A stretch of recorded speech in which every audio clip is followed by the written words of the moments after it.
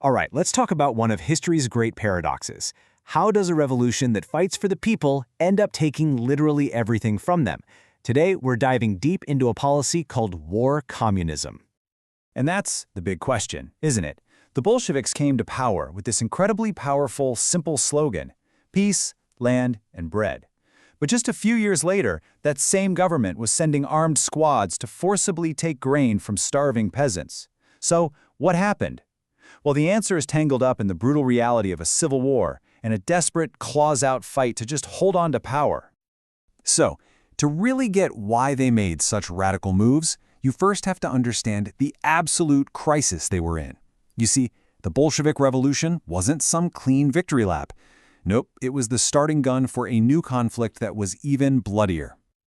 Right after they took power in 1917, Lenin's Bolsheviks, the Reds, were immediately thrown into a vicious civil war. I mean, they were surrounded by enemies. You had the anti-communist whites, foreign armies jumping in, even peasant rebellions popping up.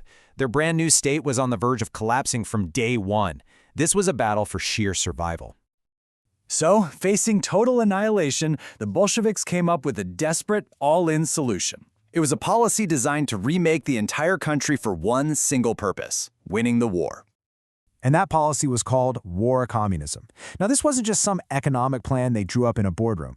It was a total mobilization of society. The whole idea was to make every single part of life, every factory, every farm, every single person serve the needs of the Red Army and the survival of the revolution. And this quote, man, it just nails it. This wasn't a gentle, slow transition into socialism. War communism was an abrupt, forceful, and total takeover of the entire economy, and it was carried out with ruthless efficiency.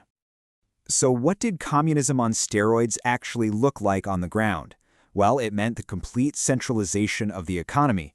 The state became the only producer, the only distributor, and the only owner of, well, pretty much everything.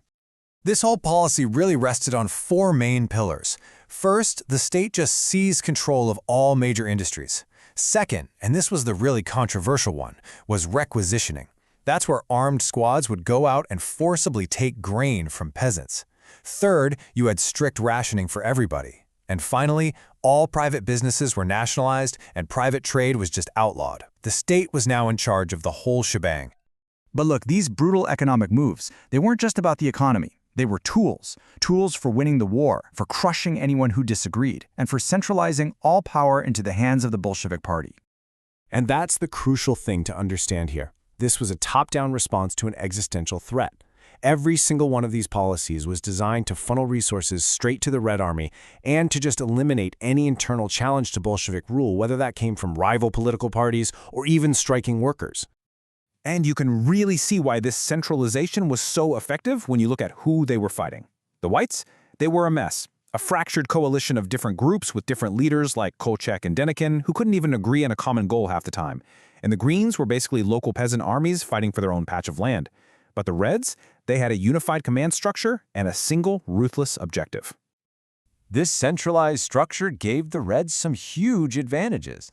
They had one ideology holding them together. They had clear, decisive leaders in Lenin and Trotsky was an absolute master of organization, instilling iron discipline in the Red Army.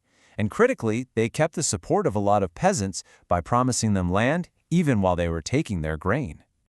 So, in the end, war communism was the very mechanism that transformed the Bolshevik Party into an all-powerful, centralized state. Power wasn't with the people or the workers' councils anymore.